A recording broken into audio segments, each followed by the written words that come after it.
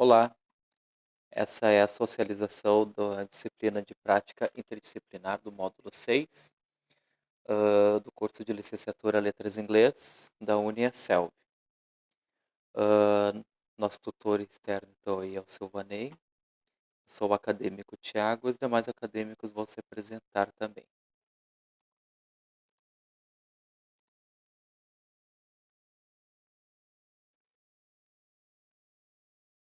Olá, eu sou a estudante de Letras de Língua Inglesa e meu nome é Liliana.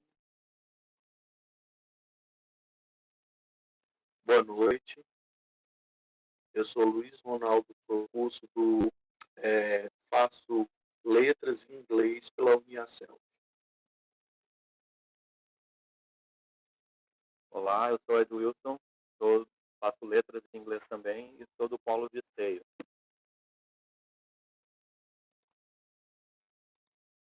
Agora, então, vamos dar início então, à nossa apresentação.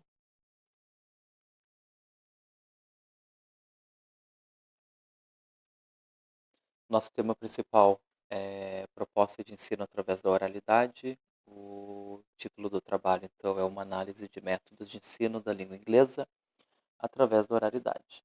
Dando um resumo breve aqui, então, o nosso trabalho foi desenvolvido através do paper, né? Em que a gente busca, então, analisar as definições, os termos também sobre ensino e oralidade, os métodos de ensino que utilizam a oralidade, as dificuldades, né, que os brasileiros têm de utilizar métodos da oralidade, como isso reflete na fluência dos brasileiros,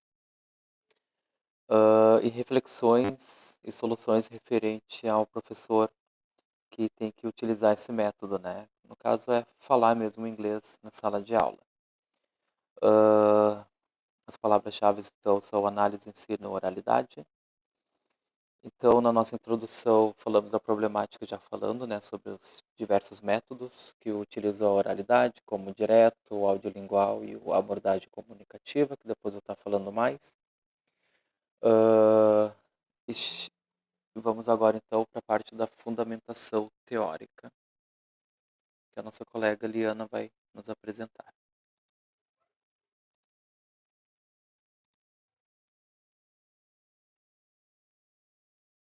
Bom, pessoal, darei início então à nossa fundamentação teórica, uma pequena análise da oralidade e ensino.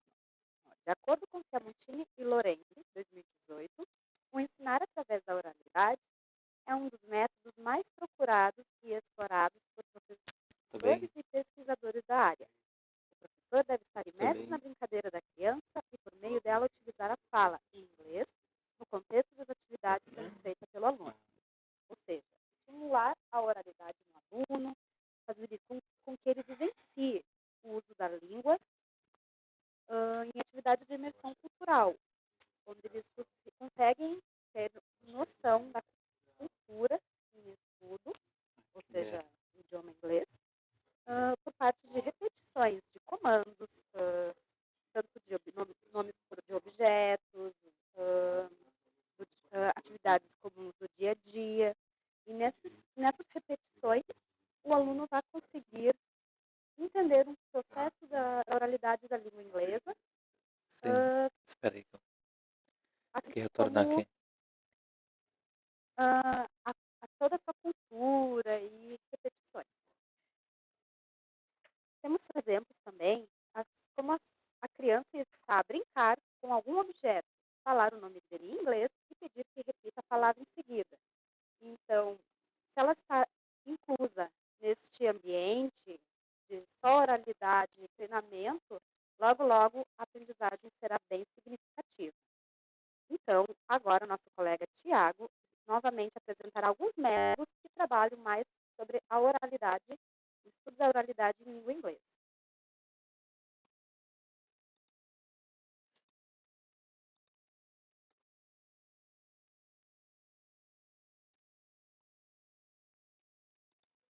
Então, né, vamos agora então da definição, né, do método de ensino e oralidade. Dos métodos, tá? Nós temos o audiolingual, a abordagem comunicativa e o método direto. Eu vou dar um exemplo de método, que é o método direto, que ele foi criado com a ideia de apenas falar a língua inglesa 100% durante as aulas. Se o aluno errasse alguma pergunta, logo o professor inglês corrigia e na próxima tentativa ele já não cometeria aquele erro, né? Então, diretamente a língua estaria presente ali, porém ela sofre uma certa falha na realidade da educação brasileira, devido às salas de aulas, né? Principalmente escola pública, ter muito aluno, então o professor não vai conseguir estar fazendo esse método diretamente com todos aqueles alunos, devido ao tempo, devido a ser muito numeroso a sala de aula, né? Um dos desafios do professor, então, é também aplicar esse tipo de método, tá? Outros métodos foram surgindo também, que podem ser pesquisados, né? Mas esse foi o que mais me chamou a atenção, devido a ele ser um método que ele é bastante útil, porque a fala está bem viva ali na sala de aula, né? Se tiver, então, a oportunidade de conseguir aplicar e adaptar ela para a realidade de turmas grandes, ela traz bastante resultados. Agora, então, nós vamos passar a nossa fala para o Luiz, que vai falar sobre a questão da fluência da língua inglesa no Brasil.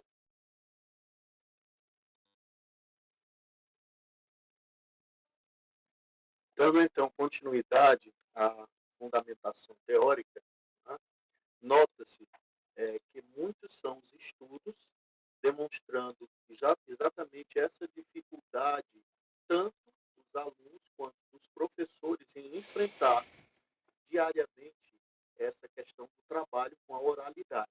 Isso de acordo com Nicolaides e Rio. O interessante é que, conforme Breta 2015, é constatado que o nível de inglês dos brasileiros, de uma maneira geral, é muito baixo. E a gente percebe isso exatamente através de uma avaliação de proficiência mundial, em que dos 70 países, o Brasil ele tirou a 41ª colocação. Então, realmente, o povo brasileiro ainda tem muita dificuldade, são poucos os que realmente dominam e falam inglês. E existe também, dentro dessa questão, todas aquelas dificuldades que são enfrentadas para o trabalho da oralidade em escolas públicas, como, por exemplo, a falta de estrutura das escolas, né, falta de equipamentos, os problemas socioeconômicos nos quais os alunos é porque temos turmas numerosas e isso dificulta bastante o trabalho, acarretando, inclusive, um item bem Tem um importante que colega vale meu a que é para pena ele ser ressaltar, que é a objetivo, mas ele falta de demora demais motivação falando. intrínseca e a própria timidez dos alunos, que prejudicam o Tem mais gente para aprendizado falar. da oralidade na Sim, língua mas eu tô no inglesa. mudo, né? Todos esses itens que foram numerados, 8 minutos. eles são baseados em estudos teóricos, como Erickson, 1987, Krashen, 1987, Lindsay e Knight, em 2006. E um ponto também muito importante, que não pode deixar Chama aí o de ser pessoal que trabalha. destacado, é que os professores, de uma maneira geral, eles têm uma carga horária extensa, Ele tá falando trabalhando demais. muitas vezes 3 9 expedientes, minutos. e isso também acarreta É que tem o tempo, um 15 minutos no desestímulo máximo. em relação aos Deixa eu falar. educadores. Passo a palavra agora para o Edilson.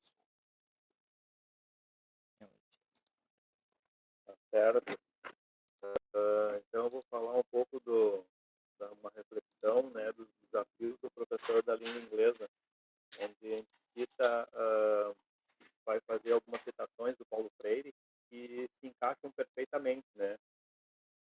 E quando ele fala assim que quando ele te ensina alguma coisa,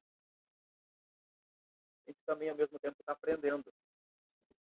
E da mesma forma que enquanto está aprendendo, ele está ensinando. Porque para ele, para o Paulo Freire,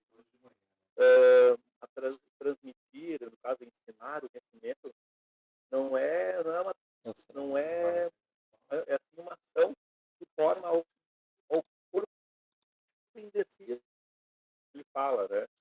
Que não é só simplesmente uma transferência para o dia do indivíduo, né? A gente tá falhando, não E pode da mesma falhar. forma também que Paulo Freire também prega muito, né?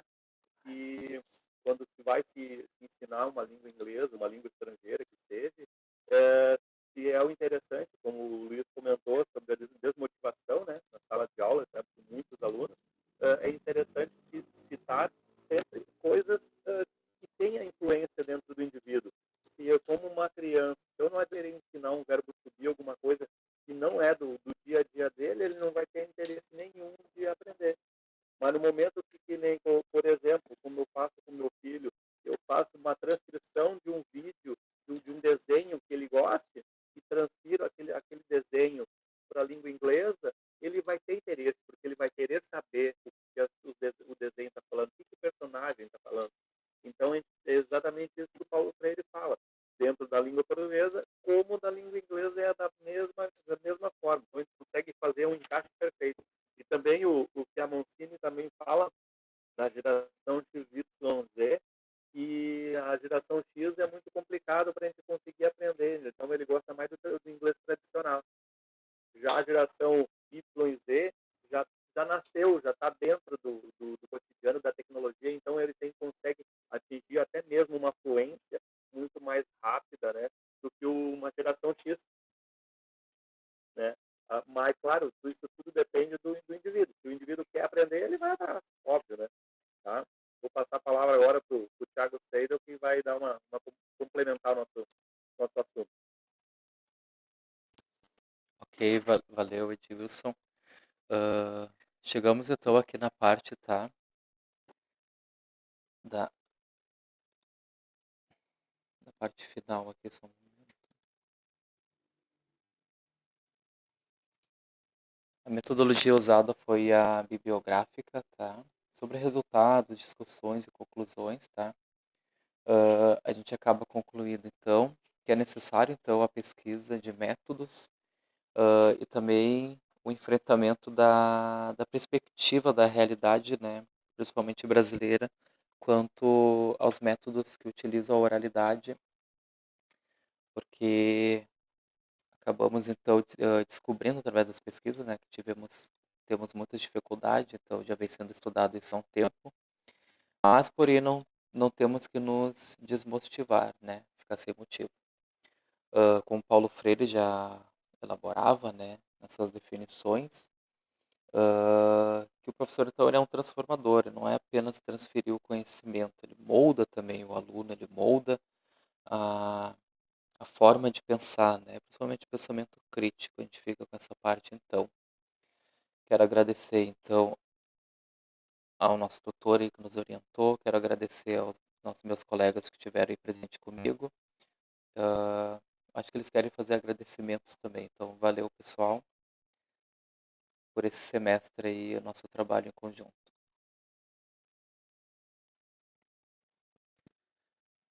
Tem muito pouco tempo para falar, senão o pessoal fala. Também gostaria de agradecer aos colegas participantes deste trabalho paper, agradecer ao tutor e passo agora a palavra ao Luiz, que também quer fazer as suas declarações de agradecimento. A gente acaba sendo repetitivo, mas assim, eu gostaria de fazer um agradecimento e um agradecimento especial aos colegas Liana, o Edilson, o Thiago, que me acolheram no grupo. Eu passei por um momento muito difícil esse ano, mas assim, estamos aqui agora, fechamos o trabalho e foi muito bom. Agradecer também ao Silvanei, que sempre esteve presente, né, na medida do possível, fazia sempre, dava os retornos, as respostas e tal. Então eu só tenho a agradecer. Obrigado. É isso aí. Vamos fazer da mesma forma, agradecer aos colegas, né, pela troca